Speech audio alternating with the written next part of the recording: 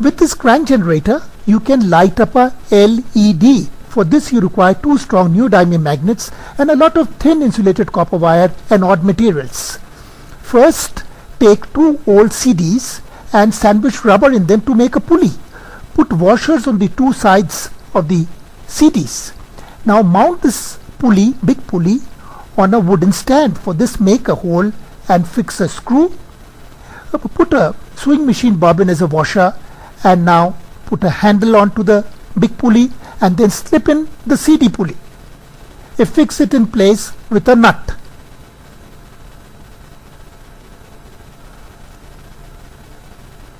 Ensure that the pulley rotates smoothly. Then take a piece of PVC pipe with two holes and tightly fit two refills on the two ends. Take a cycle spoke and weave it through one of the refills, bring it midway, and then weave a piece of sponge or rubber and push the cycle spoke to the other end. Fix two magnets on the two ends of the rubber.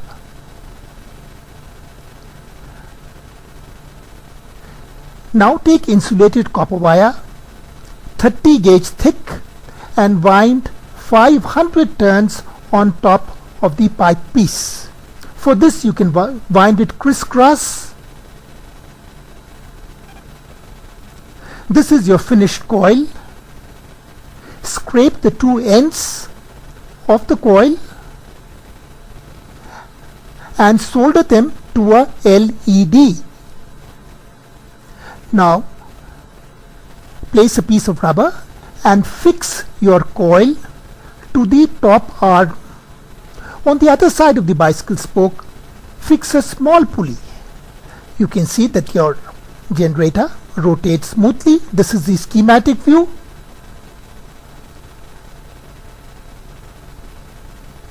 Now put a rubber band between the big pulley and the small pulley.